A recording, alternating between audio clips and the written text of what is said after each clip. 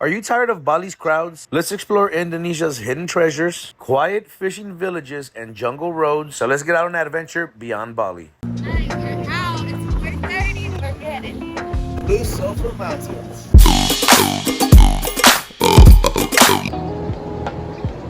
Just finished our coffee, our breakfast, and we out. We about to hit this road. We get the moped on the ferry. We get us on the ferry. We get Chaka on the ferry. And we're headed to Java.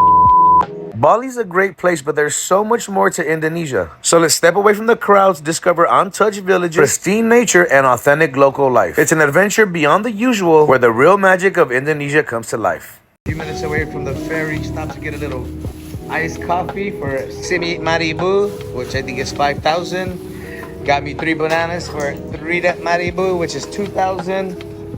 Yeah. Being on the motorbike gives us a sense of freedom and a feeling like no other. There's nothing between you and the road, and this is how you find undiscovered places. That is beautiful.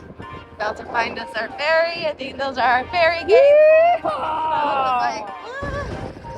We like to see what the locals are paying first. That way we pay the exact same thing and we don't get taken advantage of. And in this case, it worked exactly how it was supposed to. 1,000.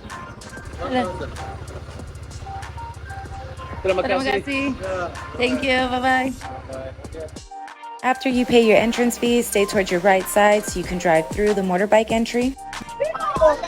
The second ticket box that we just passed waved us through, so we thought we had everything to board the ferry, but we did get stopped and asked for our boarding tickets right about here. Inside right here? Inside? Can I get my bike here? So we made it here. Before you get to the gate, you gotta come to the booth, get you a ticket. Picture of your moto license if you're taking your moto like we are. 35,000 for her, me, and the motorcycle. I think that's a swell of a deal. Now that we have our boarding passes, we were able to drive through to the last ticket box right in front of the port. Hello. Good morning. Give her your boarding pass. Thank you. She gave us back 3 individual tickets per person and our motorbike. Our ferry was straight ahead. They really don't give you no directions once you're in, and the port is pretty big, so if you see the ferry leaving, don't worry. Ferry leaves every 15 minutes to Banyuwangi. Just find your ticket guy and pass over your tickets to make sure you're headed to the right location. Do keep in mind that this is the main way that the locals travel from Java to Bali, so if the boat is packed with motorbikes and vehicles, you might have to wait. We were lucky we didn't have to wait. They had one little spot we could squeeze into.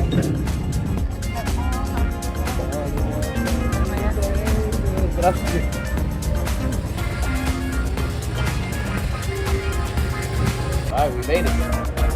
Closing. It's literally closing. So be We made careful. it right on time.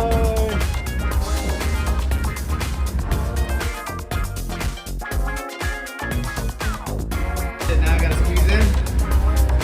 Closed up. Alright, where do we go? I don't know, but everybody's still in their cars. Walk your ass up these stairs. They're not easy stairs to find.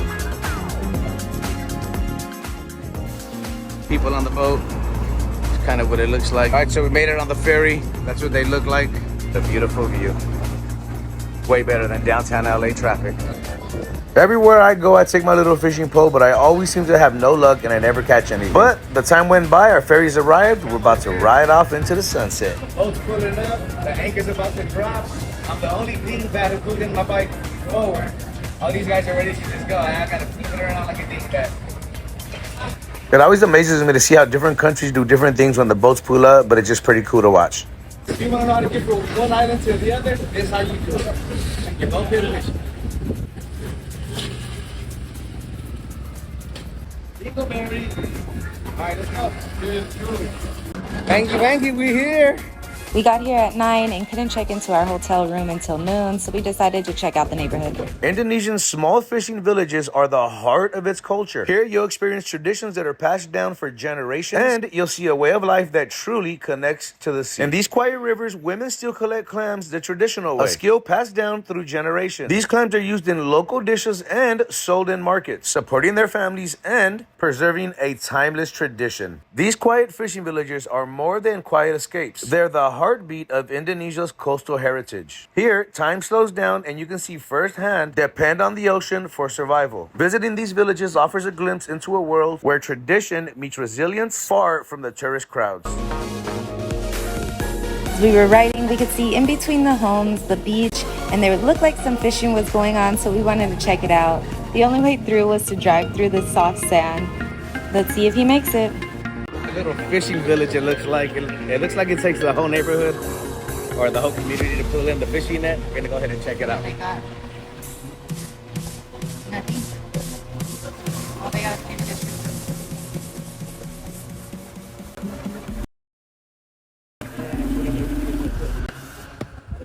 Got him. Now, this is the moment I realized these guys were super frustrated from throwing out the catch a few times and not catching anything. So I can understand their frustration. It was just shocking and hard to watch. But at least this guy threw it back in. Woof, this was really hard to watch. Hello. Damn, all that net for that little ass fish. Didn't even pick him up. So we just pulled up to the village. They pulled the nets out and it looked like there was literally 10 little fish about this big and a big puffer fish, but it looks like the puffer fish might not be edible because he slammed it on the floor like a football. So it doesn't look like the fishing is good here for them, or maybe just not that catch. But let's see what else we find. All right, we're still on today's journey. We stopped to get a little bit of food. We're going to a room, but real quick, just want to show you what it looks like where we stopped.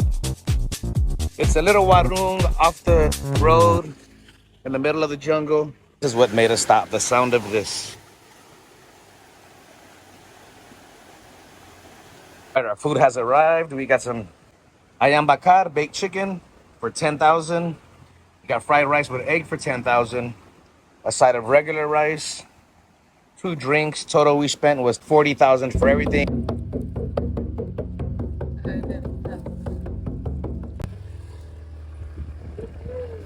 Parked Bad Baby, made it to our hotel. Paid about $15 a night for this one on Agoda, which Agoda sucks.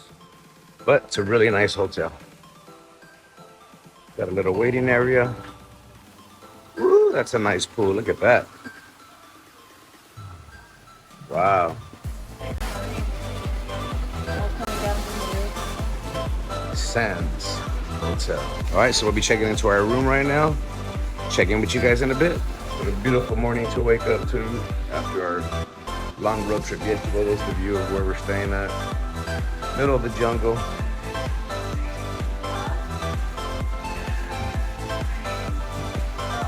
And we're gonna have a little breakfast. So we're gonna go get ready to go climb Sulphur Mountain. So check us out on that video. Appreciate you guys. Peace.